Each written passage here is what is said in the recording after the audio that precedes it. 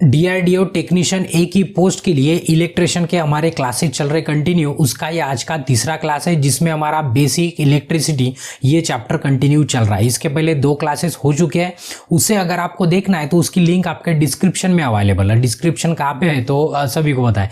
आपको अगर PDF download करना है तो उसका भी लिंक आपके डिस्क्रिप्शन में अवेलेबल है। साथ साथ में अगर आपको टेस्ट देना है तो टेस्ट का भी लिंक आपके डिस्क्रिप्शन में अवेलेबल रहेगा, या तो आपको चेक कर लेना डिस्क्रिप्शन में सब कुछ। तो अपने मतलब जो कुछ क्वेश्चन हो चुके हैं, अभी आगे में बढ़ने वाले मतलब कुछ टॉपिक कवर हो चुका है।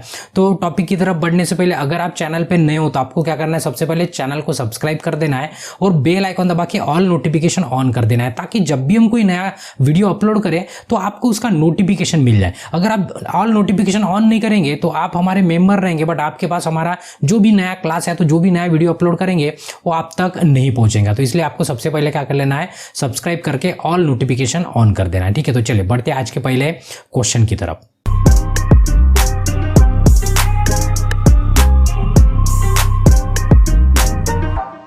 तो इसके पहले के क्लास तक Ohm's law, KVL, KCL, temperature effect या यहाँ तक कुछ क्वेश्चन या तो ये सब टॉपिक कवर हुए थे।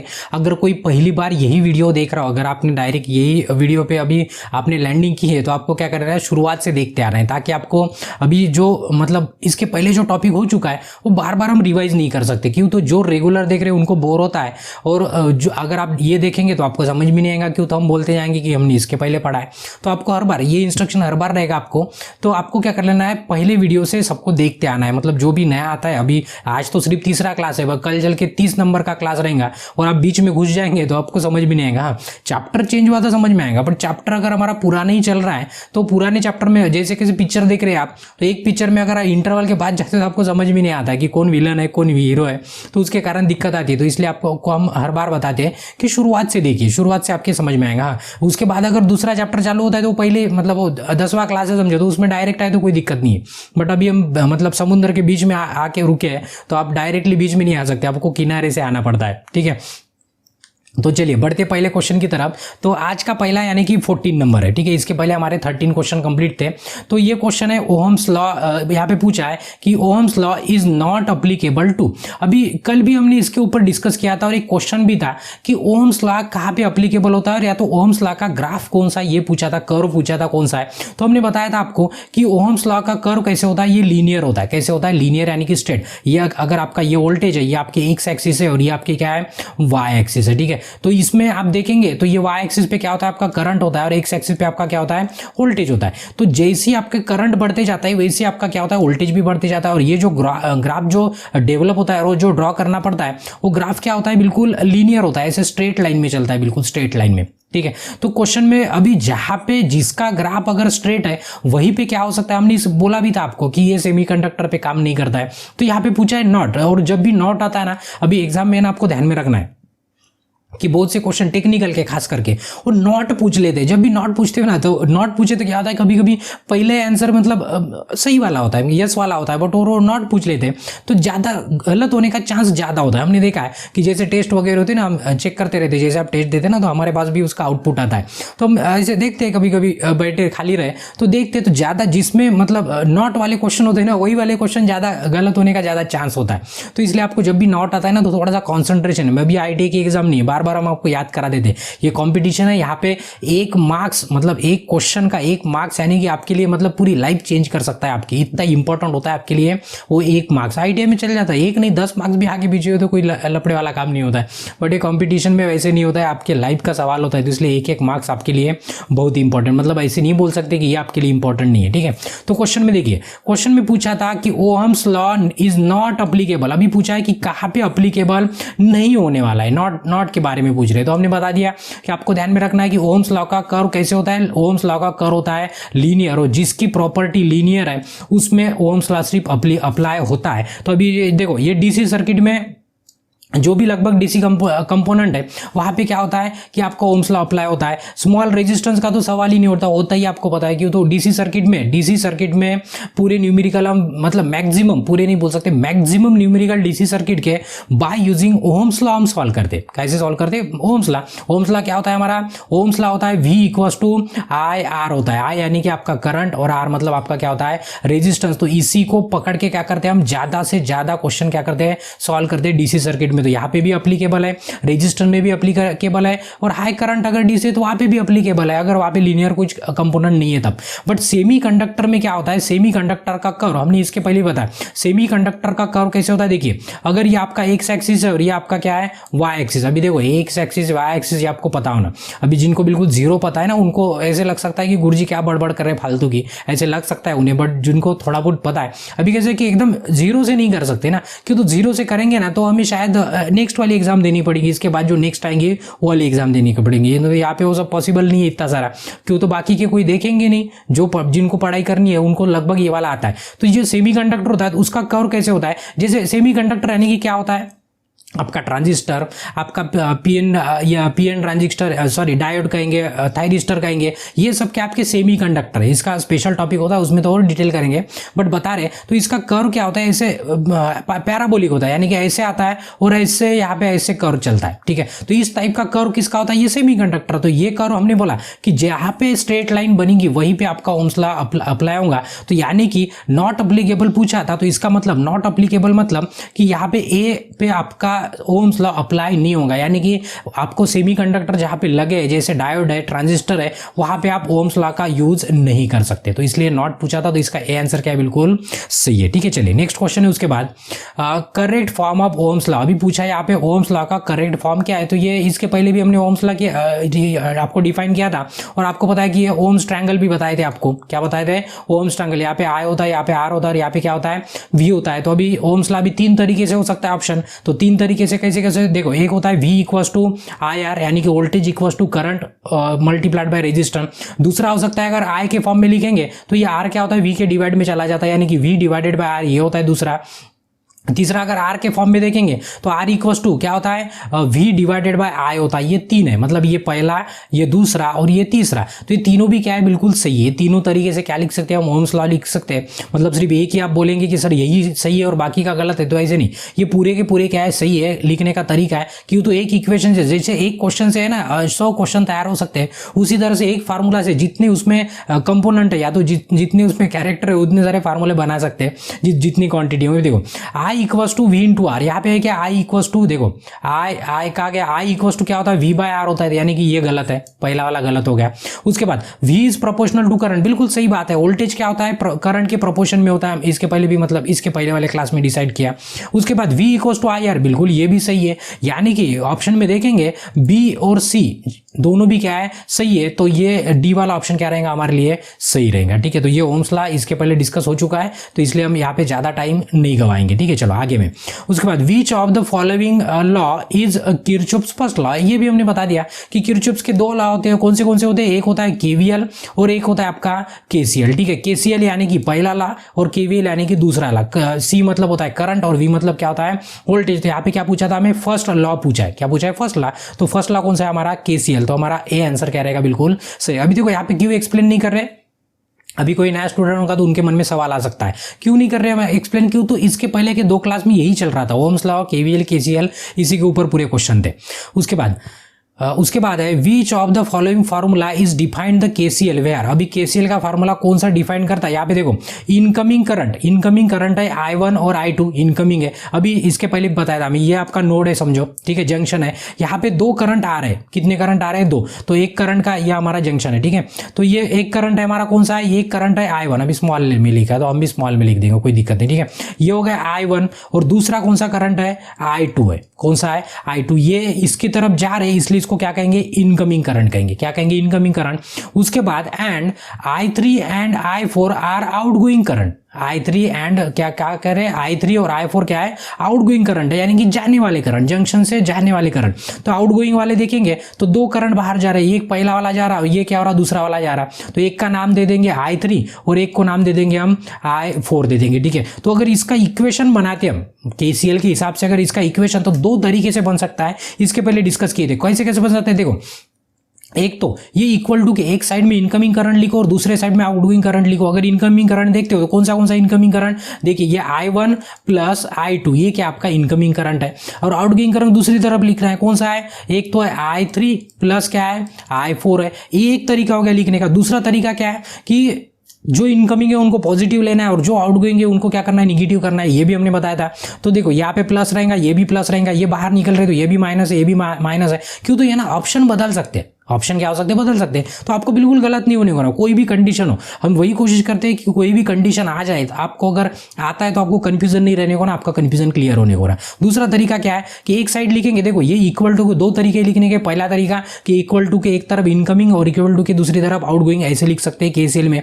और दूसरा तरीका कि जो इनकमिंग है उसको पॉजिटिव लिखो, यानी कि ये होगा I1 प्लस I2। उसके बाद अभी ये दोनों पॉजिटिव थे बट ये आउटगोइंग है, आउटगोइंग को क्या लिखना है, माइनस I3 और ये होगा माइनस I4 इक्वल्स टू क्या होता है, 0। तो ये दूसरा तरीका होता है लिखने का, ये दूसरा तरीका है, ये पहला। तो अभी ऑप्शन में देख लेना है, देखो ये बीच में इक्वल टू वाला, यानी कि ये दूसरा वाला तरीका है, यहाँ पे अप्लाई नहीं किया है, बट हो सकता है ऑप्शन अभी दूसरे तरीके से दे दे तो आपका गड़बड़ हो सकता है। तो ध्यान में रखना है कि इसमें फट से आंसर सॉल्व करने का मतलब पहचानने का ये बता दिया हमको क्या करना है। जब भी KCL में बीच में इक्वल टू रहेगा तो कभी भी यहाँ पे माइनस मतलब माइनस साइन बिल्कुल ही नहीं रहेगा। जब भी ये वाला फार्मूला अप्लाई, ये वाली पहली वाली टेक्निक अप्लाई होती है तब कभी भी आपको माइनस साइन नहीं दिखेगा, यानी कि नहीं दिखेगा 101%। तो ये लॉजिकली आपको ध्यान में रखना है। तो देखेंगे तो इसमें देखो I1 प्लस I3 लिखा है, तो एक तरफ इनकमिंग होना, तो देखेंगे ये इनकमिंग है बट ये क्या आउटगोइंग, तो ये वाला क्या हो गया, गलत हो गया। तो ये बी वाला ऑप्शन गलत हो गया हमारा। उसके बाद माइनस है यहाँ पे, तो हमने बोला कि माइनस तो बिल्कुल कदापि नहीं आएगा, कदापि मतलब कदापि नहीं आएगा तो नहीं आएगा। उसके बाद यहाँ पे भी माइनस हो, ये भी नहीं आएगा, बिल्कुल बात खत्म, स्टोरी पूरी खत्म होगी। तो 100% एक ही बचा है, कौन सा, I1 plus I2 equals to I3 plus I4। तो ये हमारा ए वाला ऑप्शन क्या होता है, बिल्कुल सही होता है। तो आपको दोनों भी चीजें ध्यान में रखना है। इनकेस ये ऑप्शन काट के अगर ये इस तरह के ऑप्शन दे दिए प्लस माइनस वाले, दे सकते हैं ना, बहुत सारे एग्जाम में पूछते हैं। अभी हर क्वेश्चन हम यहाँ पे नहीं डिस्कस नहीं कर सकते, तो अगर होता है तो आपको ध्यान में रखना है कि ये सेकंड वाली टेक्निक यहाँ पे यूज करना है, ठीक है। तो ये आपका क्या था, KCL के ऊपर क्वेश्चन था, तो इसका ए आंसर बिल्कुल सही था, ठीक है।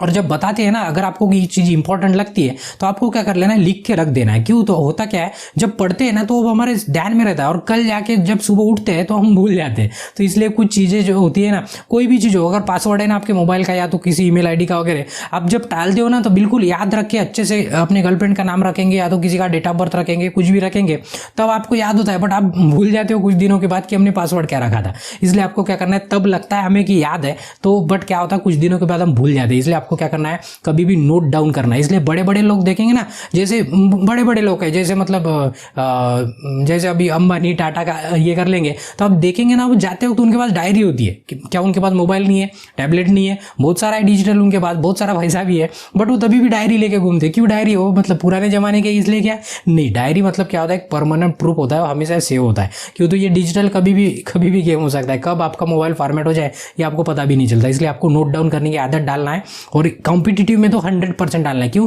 तो एक आधी ट्रिक अगर आपको आज पता चल गई तो कल चल के आप भूल जाएंगे एग्जाम के टाइम पे, फिर आपको ढूंढते बैठना पड़ेगा कि क्या ट्रिक थी। वो अच्छा है कि आपको क्या कर लेना है, बुक खरीद लेना है 200 पेजेस का, वो भी अच्छा वाला, रब बुक नहीं खरीदना है। रब बुक में क्या होता है, कुछ दिन के बाद इंक फैल जाती है, पेजेस फट जाते हैं, तो हो सकता है ना आपको और आगे में काम आ जाए। तो इसलिए अच्छा सा बुक लेना है आपको 200 पेजेस का, अच्छे कंपनी का, मतलब क्वालिटी वाला। क्यों, तो देखो 200 पेजेस का बुक 25 रुपये में मिलता है, 50 रुपये में मिलता है, 100 रुपये में मिलता है। तो अच्छा लेंगे तो आपको ज़्यादा दिन तक मतलब वो पूरेगा, मतलब ज़्यादा दिन खराब नहीं होगा, किसी दूसरे के भी काम में आ सकते हैं आपके नोट्स, ठीक है। तो ये प्रवचन था, अभी टॉपिक की तरफ बढ़ते हैं।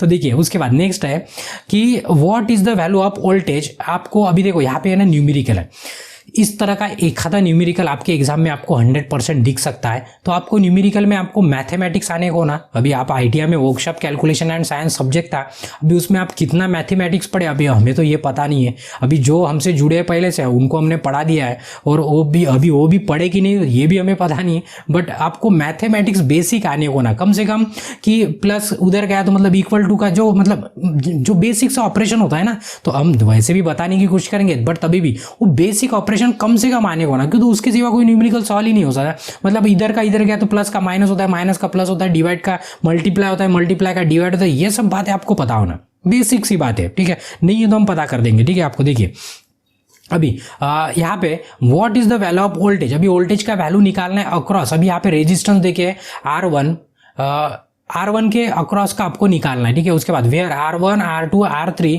रेजिस्टेंस, मतलब उनका वैल्यू देखिए कितना है, एक है 5 ओम, 10 ओम और 15 ओम, आर कनेक्टेड इन सीरीज, सभी कैसे कनेक्ट है सीरीज में, ठीक है। अभी हम हिंदी में बिल्कुल नहीं पढ़े आज के क्लास में, बट हम बोल हिंदी में रहे ना, तो ये पूरे काय में श्रृंखला में कनेक्ट है। कैसे कनेक्ट है श्रृंखला में, यानी कि जिसको सीरीज में कहते हैं, उसके अक्रॉस में कनेक्ट है 12 वोल्ट का वोल्टेज। देखिए हम यहाँ डायग्राम निकालेंगे ना तो आपको अच्छे से समझ में आएगा। देखो ये 3 रेजिस्टेंस है, ये पहला रेजिस्टेंस का सिंबल सभी को पता है, ये दूसरा, ये तीसरा, और इसके अक्रॉस में बैटरी लगा के, क्या लगा के, इसके अक्रॉस में बैटरी लगा के, वो बैटरी का वोल्टेज कितना है 12 वोल्ट है, ठीक है। ये हमारा क्या हो गया, पहला ये हो गया R1, स्मॉल लिखा है कि कैपिटल लिखा है, कोई दिक्कत नहीं, कैपिटल स्मॉल आपको क्या करना है, R तो रहेगा, ठीक है। तो ये स्मॉल लिख देते, ठीक है।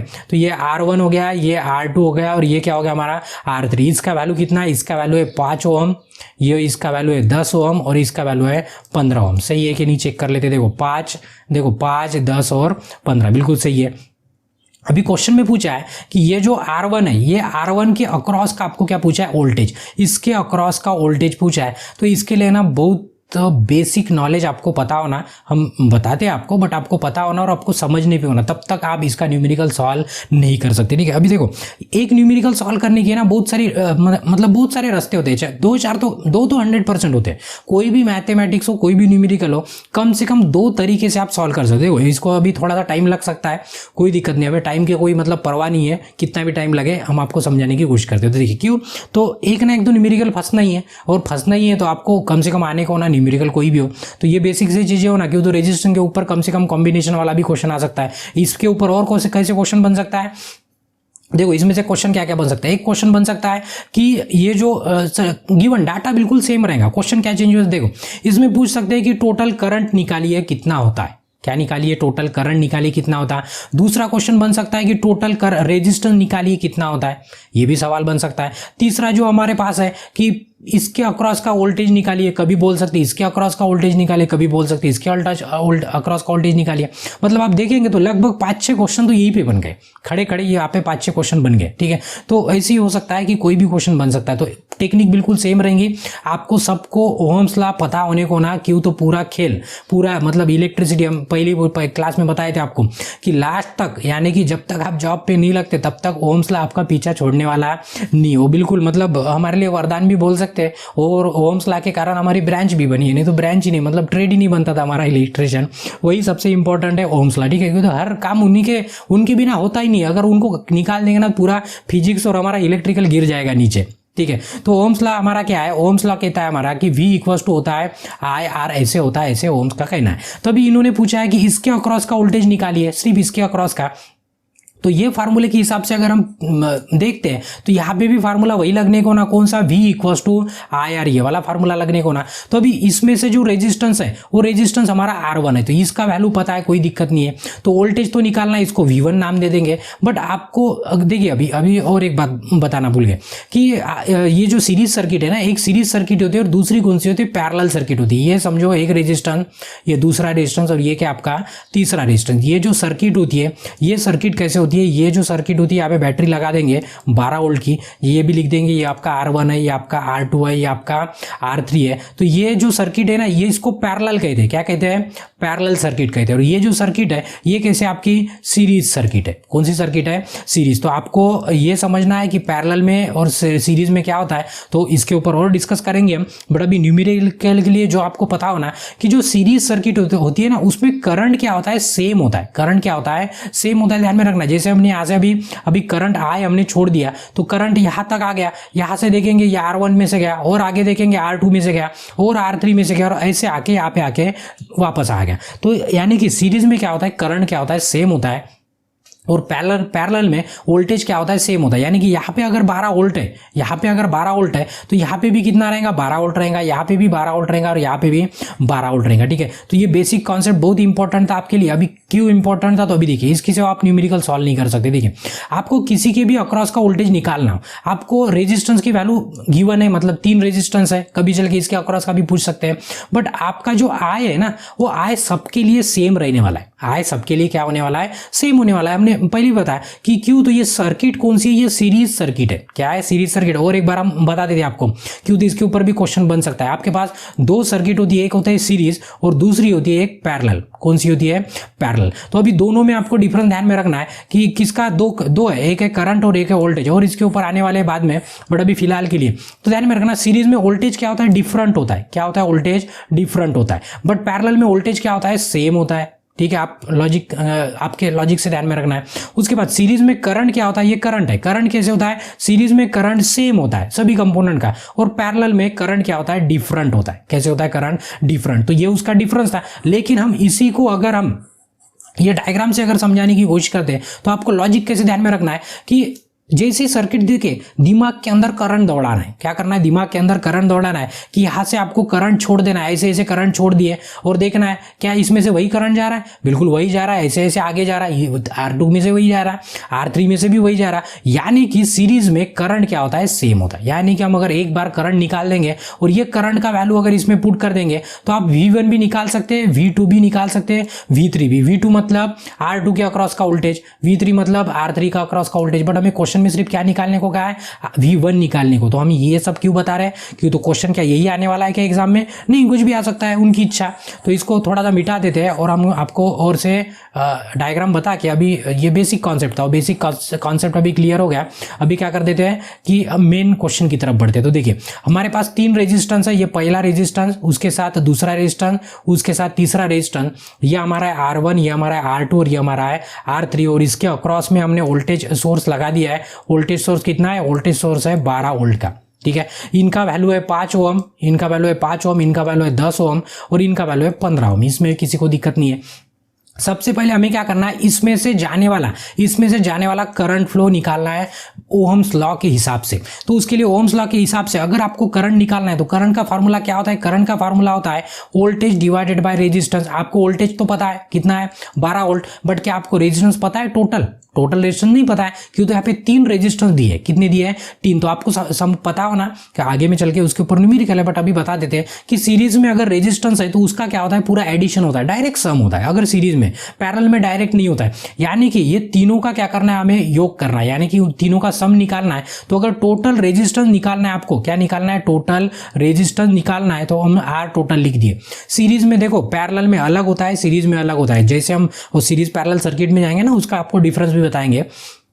तो क्या होता है, रेजिस्टेंस टोटल अगर निकालना है सीरीज सर्किट के लिए, किसके लिए, सीरीज सर्किट के लिए, ये ध्यान में रखने वाली बात है और बहुत इंपॉर्टेंट बात है आपके लिए। तो इसमें क्या होता है, डायरेक्ट योग होता है, यानी कि R1 plus R2 plus R3, ये तीनों का क्या होता है, एडिशन। तो आपका R1 कितना है, R1 का वैल्यू कितना है, 5 है, 5 प्लस 10 प्लस 15, ये कितना हो गया आपका, टोटल कुल मिला के 30 ओम हो गया। कितना हो गया, 30 यानी कि 30। तो ये काय का वैल्यू हो गया, टोटल रेजिस्टेंस का वैल्यू हो गया। अभी इसमें आपको R का भी वैल्यू पता चल गया, वोल्टेज का भी। तो क्या हम टोटल करंट निकाल सकते हैं, बिल्कुल निकाल सकते हैं। तो टोटल करंट निकालने का फॉर्मूला रहेगा I equals to Ohm's law के हिसाब से V डिवाइडेड बाय आपका R रहेगा। तो वोल्टेज कितना है, इक्वल्स टू वोल्टेज का वैल्यू कितना है हमारे पास, वोल्टेज का वैल्यू है टोटल 12 वोल्ट, तो ये लिख दे 12 वोल्ट। और ये करंट का वैल्यू कितना है, करंट देखेंगे, टोटल करंट निकाला हमने 30 ओम, तो ये हो गया 30 ओम। तो अभी इसको सॉल्व करो या तो मत करो, ये आपकी इच्छा है। ठीक है, अगर किसी को सॉल्व करना है तो आगे सॉल्व कर सकते हो, या तो वैसे ही रहने दो। तो अभी कॉम्पिटिशन है ना, अभी थेरोटिकल एग्जाम नहीं है, तो इसलिए अभी काट पीट करने की जरूरत नहीं है। अगर हो सकता है तो जैसी की वजह से छोड़ दो, या तो किसी को इच्छा होंगी तो ये 2 से डिवाइड करो, 3 से डिवाइड करो, आगे बढ़ते जाओ, ठीक है। अभी फिलहाल के लिए ध्यान में रखिए कि करंट का हमने वैल्यू निकाल दिया, करंट के वैल्यू निकाल दिया 12 डिवाइडेड बाय 30। किसी की इच्छा होंगी, आपको लग सकता है कि सर ने सवाल क्यों किया, क्यों, तो हमें लगता है कि करने की जरूरत नहीं होती है, ठीक है। तो ये आई का वैल्यू हमें निकल गया। अभी अगर आपको वोल्टेज निकालना ये रेजिस्टेंस के अक्रॉस में, तो उसका फार्मूला देखिए, ओम्स लॉ क्या कहता है आपका, V इक्वल्स टू आपका होता है I इंटू आर होता है। क्या होता है? I into R. तो पहले में निकालना है तो करंट तो सबका सेम है, करंट क्या है सबका सेम, बट रेजिस्टेंस अलग है, तो ये हो गया R1, वोल्टेज भी अलग है तो ये हो गया V1। अगर ये 2 के लिए क्वेश्चन आता तो यहाँ पे क्या लिखते थे V2 और यहाँ पे क्या लिखते थे R2। अभी यहाँ पे भले हमारे पास स्मॉल में लिखा है, हमने कैपिटल लिखा है, कोई फर्क नहीं पड़ने वाला है, ठीक है। तो V1 आपको निकालना है, यानी कि पहले रेजिस्टेंस के अक्रॉस का वोल्टेज, तो इक्वल्स टू करंट का वैल्यू सबके लिए कॉमन रहेगा। क्या है करंट का वैल्यू हमारा 12/30 यानी कि 12/30, ठीक है। तो यहाँ पे लिख देंगे 12 डिवाइडेड बाय 30 यानी कि 12/30 मल्टीप्लाइड बाय ये R1 मतलब क्या होता है हमारा रेजिस्टेंस होता है, रेजिस्टेंस R1। यही अगर V2 पूछा गया तो R2 डालते थे, V3 पूछा गया तो R3 डालते थे। तो R1 का वैल्यू कितना है 5 है, तो यहाँ पे क्या लिख देना है 5 लिख देना है। अभी यहाँ पे कुछ सॉल्व करके देख लेना है, कुछ सॉल्व होता है क्या। तो देखो 5 से अगर ये डिवाइड करते हो तो ये डिवाइड होता है, कितने बार डिवीजन जाता है 6 बार, यानी कि 5 इंटू 6 कितना होता है 30 होता है। और ये 6 से अभी क्या बचा है हमारे पास देखेंगे, तो ये ना मतलब बेसिक सा कैलकुलेशन है, आपको दिक्कत हो सकती है अगर आपको मैथमेटिक्स नहीं आता है। जिनको आता है उनको कुछ नहीं लगेगा, उनको एकदम मतलब चुटकी वाला काम है, ठीक है। 12 डिवाइडेड बाय नीचे में कितना आएगा 6 आएगा, तो 6 से डिवाइड करेंगे तो यहाँ पे कितना आता है 2 आता है, यानी कि हमारा आंसर कितना आएगा 2 वोल्ट आएगा यहाँ पे किसके R1 के अक्रॉस में। ये तो था सॉल्व करने का तरीका। तो इतना समय हमारे पास एग्जाम में नहीं होता है, तो हम इसके ऊपर शॉर्ट ट्रिक भी बताएंगे कि किस तरह से। अभी ऑप्शन में देख लेते हैं कि 2 वोल्ट है क्या, हाँ है 2 वोल्ट, यानी कि डी वाला आंसर क्या है बिल्कुल सही है। तो देखो अभी टेक्निक क्या हो सकती है, तो टेक्निक ये हो सकती है कि अभी यहाँ पे हम डायग्राम निकाल देते हैं, ये हमारा R1 है, ये हमारा R2 है और ये हमारा R3 है। टेक्निक क्या है बताते थे जो हर बार अप्लाई होंगी अगर आपकी सीरीज सर्किट है तो। अभी आप सोच के देखिए क्या इतना बड़ा कचरा कर सकते हैं पेपर में, इतना समय होता है हमारे पास, नहीं होता है, बिल्कुल ही नहीं होता है। अभी जिनको आता है ना वो मतलब डायग्राम देख के, जैसे अभी हम तो आपसे आगे है, पर तभी भी आपके भी कुछ दोस्त रहेंगे सिर्फ डायग्राम देख के आंसर निकाल देंगे, ये वाले क्वेश्चन का आंसर फट से निकाल सकते हैं, क्यों तो आसान है ना, बट उसके लिए आपको कुछ पता होना, तो इतना सारा नहीं कर सकते। तो ये ट्रिक पे काम चलाना है आपको, और ये हर बार ट्रिक काम करती है। कैसे काम करती है तो देखिए, ये आपका है वोल्टेज 12 वोल्ट, कितना है 12 वोल्ट, तो अभी यहाँ पे 5 है, यहाँ पे 10 है और यहाँ पे कितना है 15 है। तो हमेशा ध्यान में रखना है जितना ज्यादा रेजिस्टेंस रहेगा सीरीज में, देखो हम पैरेलल की बात नहीं कर रहे, किसकी बात कर रहे हैं सीरीज की। तो ये ट्रिक का लपड़ा क्या होता है कि अगर गलती से दूसरी जगह लगा देंगे तो गड़बड़ हो जाती है। सिर्फ सीरीज सर्किट की हम बात कर रहे हैं, अगर जहाँ पे रेजिस्टेंस ज्यादा है वहां पे वोल्टेज ड्रॉप भी ज्यादा होता है, ज्यादा होता है। तो सिंपल सी ट्रिक क्या है कि यहाँ पे वोल्टेज ड्रॉप क्या होगा, सबसे कम होगा, क्यों तो 5 है। तो अभी यहाँ पे अगर 12 है और ये तीनों का वोल्टेज का अगर योग करते हो तो इसका भी जवाब कितना आने को ना 12 आने को ना, कितना आने को ना 12। तो आप अपने स्ट्रेटेजी से आप सोच के देखिए कि ये 5 मतलब ये क्वेश्चन बनाती ही वैसी है। 5 आप देखेंगे तो 5 के ये डबल है 10, ये 5 के 3 गुना है 15। तो आप देखेंगे अगर ये 5 यानी कि अगर 1 कंसीडर करते हो तो ये 10 यानी कि 2 होगा, 15 यानी कि क्या होगा 3 होगा। तो अभी क्या इनकी टोटल 12 आ रही है क्या, देखो टोटल निकाल के नहीं आ रही, कितनी आ रही 5 आ रही। अभी इसका डबल करके देखो, डबल करेंगे तो यहाँ पे 2 हो सकता है, प्लस यहाँ पे 4 हो सकता है और प्लस यहाँ पे 6 हो सकता है। तो क्या इनकी टोटल 12 आती है, बिल्कुल 12 आती है। तो 101% यही आपका क्या होगा वोल्टेज होगा, यानी कि इसके अक्रॉस का वोल्टेज 2 वोल्ट होगा, इसके अक्रॉस का 10 होगा और इसके अक्रॉस का क्या होगा 6 वोल्ट होगा। आप लगे तो इसका कैलकुलेशन करके देखिए, वैल्यू चेंज करके भी देख लीजिए, 100% ये ट्रिक काम करती है। तो आप बिल्कुल देख के अंदाजा लगा सकते हैं कि इसका कितना होना, 2 आंसर आएगा 2 वोल्ट। तो ये हमारा 2 वोल्ट हमने डायरेक्टली सॉल्व कर लिया, ठीक है। तो इस तरह से ट्रिक क्या तो टेक्निक होती है, आप जैसी प्रैक्टिस करते जाएंगे ना आपकी खुद ना खुद डेवलप होते जाएंगे, उसके लिए प्रैक्टिस की जरूरत हमने बता दिया और आपको समझ में आ गई। इतना मतलब ये आसान वाला काम नहीं है, नहीं तो सभी जन कॉम्पिटिटिव एग्जाम में मतलब 5 सब जन को नौकरी लग गई होती। उसके लिए क्या लगती है आपको, आपकी लगन, आपकी मेहनत और थोड़ा सा आपको स्ट्रेटेजी भी लगती है। प्रैक्टिस सबसे इंपॉर्टेंट है, ये बात आपको ध्यान में रखना है, ठीक है। देखिए आगे में नेक्स्ट क्वेश्चन है, it is preferable to connect, यही है ना नेक्स्ट क्वेश्चन, हाँ यही है, ठीक है। It is preferable to connect the bulb in series और इन पैरेलल। क्वेश्चन में पूछा है कि जो आप जो लगाते हो ना, जैसे बल्ब वगैरह है, तो आप सीरीज में लगाएंगे कि पैरेलल में लगाएंगे, ये पूछा है। तो ऑप्शन में देखेंगे सीरीज में है, पैरेलल में, और सीरीज में पैरेलल में है, दोनों भी लगा सकते हैं, या तो सीरीज में भी नहीं लगा सकते, पैरेलल भी नहीं लगा सकते, ये हमारे ऑप्शन है। ठीक है, तो अभी सीरीज की तरफ बढ़ते, तो हम आपको है ना किस्सा सुनाते हैं। किस्सा नहीं, पहले हम स्टोरी बताएंगे, स्टोरी सीरीज पैरेलल बताएंगे, उसके बाद किस्सा सुनाएंगे। देखिए, दो सर्किट हो सकती है। एक हो सकती है सीरीज जो इसके पहले बताई हमने, ये वाली सीरीज सर्किट है, इसके अक्रॉस में आपका वोल्टेज रहेगा, ये आपकी सीरीज सर्किट है। उसके बाद एक पैरेलल सर्किट है, दो ही रेजिस्टेंस लगाएंगे, अभी ज़्यादा कचरा नहीं करेंगे। ठीक है, ये आपका पैरेलल में लगा के, ये कैसे लगा के पैरेलल में, तो ये आपका वोल्टेज है। ठीक है, जो भी वोल्टेज रहेगा ये आपका रेजिस्टेंस है, या तो आपने बल्ब लगा दिए, जो भी लगा दिए। ठीक है, बल्ब को बोलो या तो रेजिस्टेंस, लोड यानी कि आपका रेजिस्टेंस होगा। ठीक है, अभी आपको कॉन्सेप्ट ध्यान में रखना है कि आपके सीरीज में क्या होता है, वोल्टेज क्या होता है, सबका डिफरेंट होता है। वोल्टेज कैसे होता है, डिफरेंट, और करंट क्या होता है, सबका सेम होता है। कैसे होता है, सेम होता है। इसमें क्या होता है, आपका वोल्टेज सेम होता है, वोल्टेज क्या होता है, सेम होता है, और करंट क्या होता है, इसका डिफरेंट होता है। करंट क्या होता है, डिफरेंट होता है। तो बेसिक सी लॉजिक आप सोच के देखिए कि आपके घर में जो कनेक्शन है, पूरे के पूरे कनेक्शन कैसे होते हैं, पैरेलल में होते हैं। कैसे होते हैं, पैरेलल में। अभी ये क्यों पैरेलल में होते हैं और क्या होते हैं, तो हम इसके ऊपर डिस्कस करेंगे। देखो, मतलब यहाँ पे बहुत सारे क्वेश्चन आपके कवर हो जाएंगे। आपके घर का कनेक्शन हमेशा पैरेलल में होता है। कैसे होता है, पैरेलल में। और आप कोई भी चीज, अगर आप इलेक्ट्रिशियन के हो, तो कोई भी चीज अगर आप इक्विपमेंट या तो कोई भी अप्लायंसेस अगर आपके घर में लाते हो, टीवी लाओ, फ्रिज लाओ, एडाप्टर लाओ, या तो बल्ब लाओ, कुछ भी जो भी लाओ जो इलेक्ट्रिसिटी पे चलता है, तो उसका रेटिंग आपको चेक करने ले, मतलब ये वीडियो होने के बाद उसका रेटिंग आपको देख लेना है। इसमें आप देखेंगे तो सबका करंट क्या होता है, डिफरेंट होता है। करंट क्या होता है, डिफरेंट होता है। बट सब पे देखेंगे तो सब पे वोल्टेज बिल्कुल क्या है, सेम है। वोल्टेज क्या है, सब पे सेम है। एक तो आपको 230 या तो 250 के बीच में ऐसे लिखा दिखेगा, यह आपका वोल्टेज रेंज रहेगा। तो अभी ये आपका अगर वोल्टेज रेंज है, तो अगर आप सोच के देखिए कि सीरीज में क्या होता है, वोल्टेज तो डिफरेंट होता है। तो आपके घर में तो आपने बल्ब लाया, वो भी 230 वोल्ट मांग रहा है, आपने चार्जर लाया, वो भी 230, कोई लाया और मतलब फ्रिज लाया आपके घर में, वो भी 230 मांग रही है। अगर सबको हम सीरीज में लगा देंगे तो उनको फिर भाई मिलेगा कैसे, 230 नहीं मिलेंगे ना। वो 230 का क्या हो जाएगा, ये टोटल 230 का मतलब इनको विभाजित हो जाएगा, मतलब डिवाइड हो जाएगा। कैसे, किसी को 10 मिलेगा, किसी को 15, किसी को 20 मिलेगा। ऐसे करके 230 जितने अप्लायंसेस लगाएंगे उनका वोल्टेज कम होते जाएगा। तो क्या हमारा कोई भी अप्लायंसेस काम कर पाएगा, बिल्कुल नहीं कर पाएगा। क्यों, तो सबको वोल्टेज चाहिए ना, प्रॉपर 230 वोल्ट चाहिए। क्यों, तो हर अप्लायंसेस, कोई भी आपकी इलेक्ट्रिकल की चीज आप घर में लाते हो तो उसको 200 या तो 230 कम से कम वोल्टेज चाहिए ऑपरेट होने के लिए। तो वो सीरीज में पॉसिबल नहीं है। तो अब बल्ब लाएंगे और सीरीज में लगा देंगे पूरे। अभी देखो, हमारे घर में इस तरह की सीरीज भी होती है, हमारे घर में दिवाली में जो लगाते हैं ना, इस तरह की सीरीज भी होती है। तो वो क्यों सीरीज में होती है, वो आपका सवाल हो सकता है ना, तो हम उसके ऊपर बाद में आते हैं।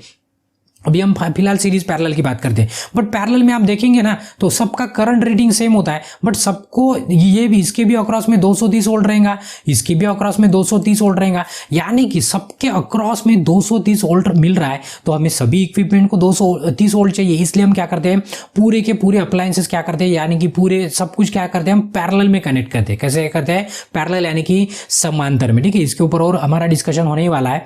तो मीन्स ये एक बात है। दूसरी और एक बात है जो आगे में और क्वेश्चन है उसमें और डिस्कस करेंगे, यही वाली बात, मतलब एक साथ सब बता देंगे, फिर आगे वाले क्वेश्चन में बताने के लिए कुछ नहीं रहेगा। ठीक है, अभी हम किस्सा बताने वाले थे आपको। किस्सा ये कि जब हम छोटे थे ना तो कलाकार थे। अभी हो सकता है सभी बच्चे कलाकार होते हैं, ऐसे में लगता है। ठीक है, क्यों, तो हमारा भी बच्चा भी अभी कलाकार ही है। ठीक है, तो कलाकार था।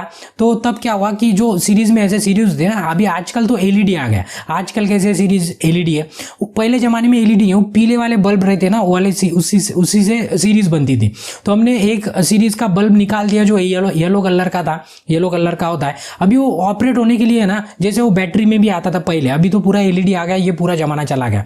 तो 1.5 वोल्ट पे ऑपरेट होता है। कितना होता है, 1.5 वोल्ट पे। तो हम छोटे थे ना, बच्चे थे, अभी हमें थोड़ी ना पता था, 5वीं 7वीं क्लास में, क्या आपको भी पता था, करंट के बारे में इतना नहीं पता था, हमें भी नहीं पता था और कोई बताने वाला भी नहीं था।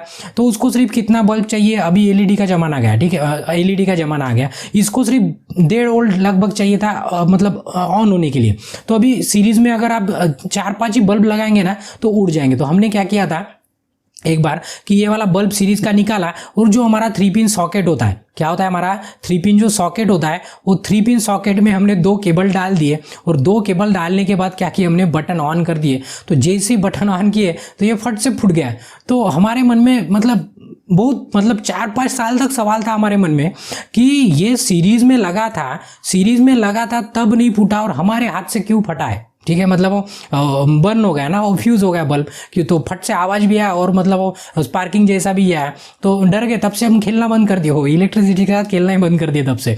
तो अभी तब से वो फिर जैसे हम मतलब आगे पढ़ते गए, 12वीं में पढ़े, पॉलिटेक्निक में गए, तब पता चला कि भाई ये खेल तो सीरीज पैरेलल का है, यानी कि ये पूरा का पूरा खेल का है, सीरीज पैरेलल का है। तब पता चला कि सीरीज में क्यों ऑपरेट करते हैं और पैरेलल में क्या क्या ऑपरेट करते हैं। तो ये घर की सीरीज जो कनेक्ट होती है वो सीरीज में कनेक्ट होती है, इसलिए उसको सीरीज भी कहते हैं। क्यों, तो ये सबको 1.5 वोल्ट चाहिए, 1.5 वोल्ट चाहिए, 1.5 वोल्ट चाहिए, ऐसे करके इनका टोटल होता था 230 वोल्ट होता था। कितना होता है, 230। अगर आप बीच में से काटते थे ना, काट के लगाएंगे तो ये भी उड़ जाएंगी, मतलब बर्न हो जाएंगी। क्यों, तो वोल्टेज अगर ज्यादा है, औकात अगर आपको देखो, आप जितना वजन उठा सकते हैं उतना ही रखेंगे आपके ऊपर, तो आप इजीली बेयर कर पाएंगे। अगर औकात से ज्यादा अगर रख देंगे तो आप घुस जाएंगे जमीन के नीचे। सही है, उसी तरह इक्विपमेंट होते हैं, सब कुछ होते हैं। ठीक है, तो जो हमारा टॉपिक था कि सीरीज में लगाते कि पैरेलल में लगाते, तो पैरेलल में सब कुछ पैरेलल में होता है हमारा। क्यों, तो हमें वोल्टेज क्या चाहिए, सेम चाहिए। जितने भी इक्विपमेंट होते हैं सबका वोल्टेज क्या चाहिए, हमें सेम चाहिए, इसलिए हम सब कुछ क्या करते हैं,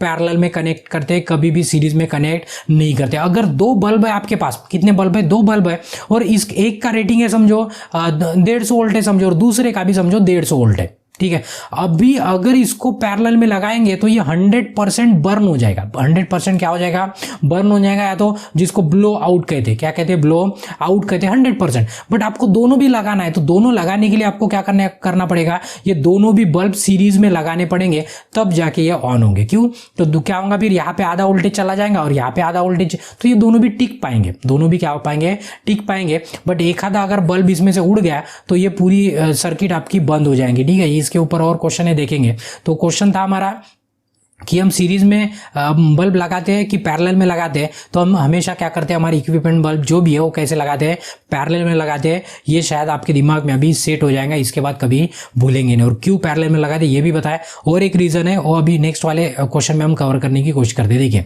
उसके बाद अभी 3 light are connected in parallel across the 120 volt. ठीक है, मतलब 120 वोल्ट के सोर्स के अक्रॉस में 3 बल्ब पैरेलल में लगा दिए, और उन्होंने बोला है कि 1 लाइट बर्न आउट, उसमें से एक लाइट क्या हो गया, बर्न आउट, यानी कि वो जो उड़ता है ना वैसे उड़ गया समझ लो। ठीक है, मतलब वो बर्न हो गया, उसका फ्यूज चला गया। तो अभी 3 बल्ब थे हमारे पास, ये हमारा पहला बल्ब है, ठीक है, ये हमारा दूसरा बल्ब है और ये हमारा तीसरा बल्ब है। ठीक है, हमारे तीनों बल्ब है और तीनों बल्ब को क्या कर दिया हमने, पैरेलल में लगा दिए। कैसे लगा दिए, पैरेलल। और वोल्टेज कितना देखिए हमें, 120 वोल्ट है। ठीक है, कितना भी हो सकता है, आपकी इच्छा, न्यूमेरिकल वाले की इच्छा। ठीक है, 120 वोल्ट है। अभी उन्होंने कहा है कि इसमें से एक बल्ब उड़ गया, एक बल्ब उड़ गया, तो बाकी बल्ब के ऊपर क्या इफेक्ट गिरेगा। तो अभी बताइए, आपके घर में भी बहुत सारे बल्ब लगा के कभी एक आधा बल्ब उड़ गया तो क्या बाकी के बल्ब बंद हुए, क्या नहीं हुए। ये जनरल नॉलेज का क्वेश्चन भी बोल सकते एक तरीके से, या तो जनरल सा लॉजिक भी लगा सकते हैं। तो एक बल्ब बंद होने के कारण बाकी के बल्ब के ऊपर कोई भी इफेक्ट नहीं पड़ने वाला है। तो हमने जो बोला था कि दूसरी वाली बात आपको बतानी है, तो दूसरी बात ये है कि अगर इन केस हमने कोई इन्वेंशन करके पूरे बल्ब अभी सीरीज में लगा दिए, ये हमारा ये बल्ब है पहला, ये बल्ब है हमारा दूसरा, और ये बल्ब है हमारा समझो तीसरा। ये तीनों भी बल्ब क्या किए हमने, सीरीज में लगा दिए। 120 वोल्ट है, वोल्टेज कितना भी हो सकता है आपके मन में जो आता है वो। ठीक है, अभी गलती से ये वाला बल्ब आगे उड़ गया समझो, ये वाला बल्ब उड़ गया।